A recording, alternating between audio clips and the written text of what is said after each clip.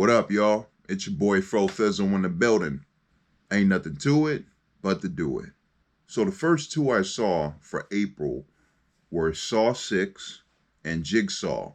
I like Jigsaw a tad bit more out of the two, but I do enjoy some of the traps in Saw 6, like the carousel one or the oxygen one, where the device crushes their ribs every time they have to take a breath. I gave Saw 6 a 6 out of 10, and I gave Jigsaw a 7.5 out of 10. Surviving Compton.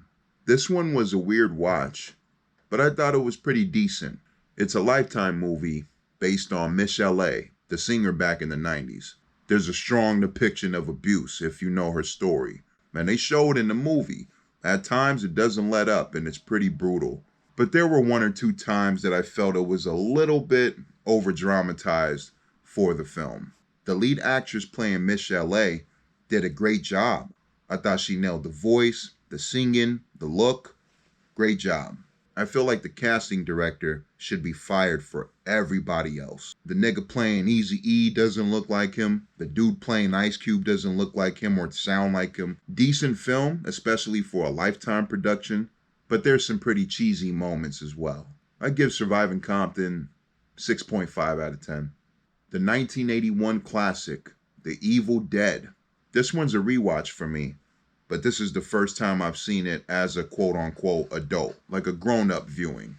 Really goofy and campy, but I did enjoy it. Bruce Campbell does an awesome job as Ash. Also thought the camera work was really creative for its time, too. As a blood and guts guy, I love the gore in the movie, too.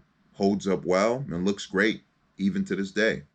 Only nitpick I have with it is that I felt like it was just a tiny bit slow at times. But that's just me. That was just my viewing. I give the first Evil Dead an 8 out of 10. First Sunday. I had a really fun time rewatching this one. I loved it more on this watch than when I saw it in theaters. And I cracked up a little harder this time too. I don't think it deserves the shit it gets. You look on IMDb as like a 4 point something out of 10 score. A lot of people don't really care for this one. I loved it. I thought it was funny. I thought there was even some heartfelt moments at times. Cat Williams is great in here. Tracy Morgan is great in here. Loretta Devine is great in the movie. Chi McBride is awesome as the pastor with a heart. I really like this one a lot.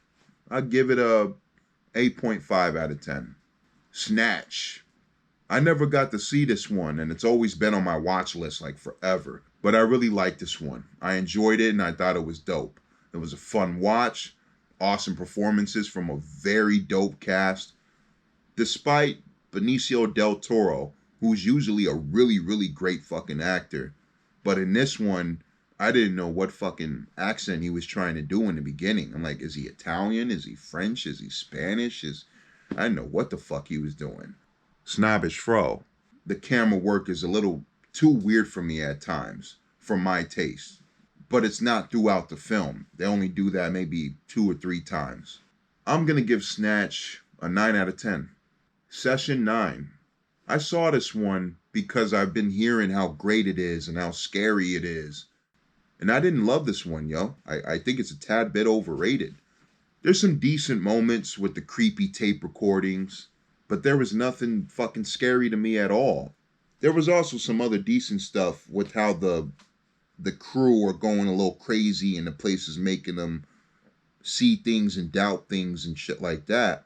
And I hated the twist too. I didn't care for the twist at all. One thing that I did find good about the movie was the acting. I thought the acting was good and some of the tape recording moments were pretty good. Other than that, whatever. Gave it a 5 out of 10. The Day of the Dead show that just recently came out. If anybody knows me personally, they know how much I love Romero. Romero is my favorite filmmaker of all time. Personally, Day of the Dead, 85, is my favorite film of all fucking time. No exaggeration at all. So I didn't have high hopes for this new show. I was expecting it to be terrible, trash, garbage, just a fucking money cash grab. But I surprisingly enjoyed it. I thought it was pretty decent. The gore was really nice. The zombies looked way better than I expected. I thought the look for them was really good.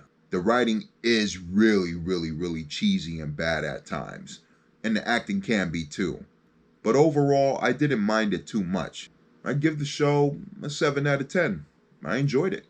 Jaws 3D. Holy shit, man. I won't make this one too long because I have a review recorded of Jaws 3D, so that will be a future review. But long story short, the shark is terrible, the fucking acting is terrible, the writing is terrible. The whole look of the fucking movie just looks really cheap and bland to me. I do like the SeaWorld setting, and I love the storyline. Jaws 3D gets a 2 out of 10. Donnie Brasco. This one was a really cool rewatch too. I loved it more than I remembered. Johnny Depp does a great job. Al Pacino does a really great fucking job. I thought the writing was pretty good. The costume design was fucking awesome. My only two nitpicks with this one were Anne Heche as the fucking wife. Really annoying, and I can't stand her character in the film.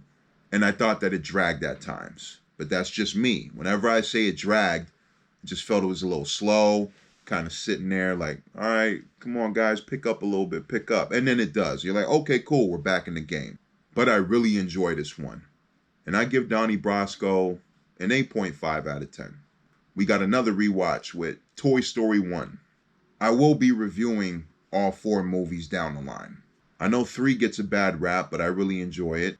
4 is really divisive, but I really love that one. I enjoy 2 slightly a little more than 1, but I still love 1. I give Toy Story 1 10 out of 10. Stand By Me. I'll keep this one short because I do want to make a future review out of this film. A lot of it flew over my head as a kid, but this rewatch was fucking amazing. It's a great movie about 4 friends. They're on this quest to go look for this dead body that they're hearing rumors about. Awesome job from the cast. The 4 kids are great. River Phoenix, Jerry O'Connell, Will Wheaton, and Corey Feldman. All 4 do a really, really good job. I give Stand By Me a 9 out of 10. Tommy Boy. I'm also going to do a future review on this one. Awesome watch. Hilarious from start to finish. Funny as hell. Rolling on the floor laughing at Chris Farley. Him and David Spade are hilarious together. They work really well, despite all the problems that they were having off the screen.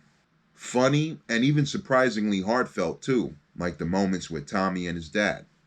I give Tommy Boy a 10 out of 10. I really love this movie. I love this movie. Blow.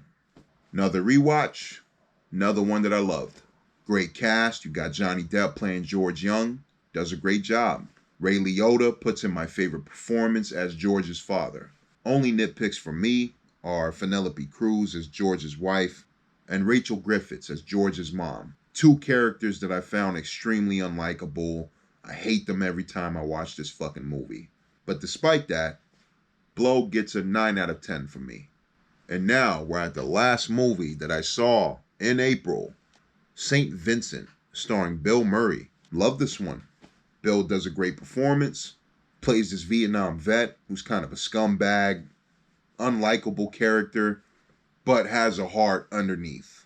This is one of the more grimier PG-13s I've ever seen, but has some nice heart sprinkled around in it too. I gave St. Vincent a 9 out of 10. Really enjoyed it. This concludes the movies that I saw in April, motherfuckers. We have reached the ending, and now I'm about to smoke, nigga, to alleviate the stress. I appreciate y'all. Subscribe for more. Thank y'all. Peace, nigga.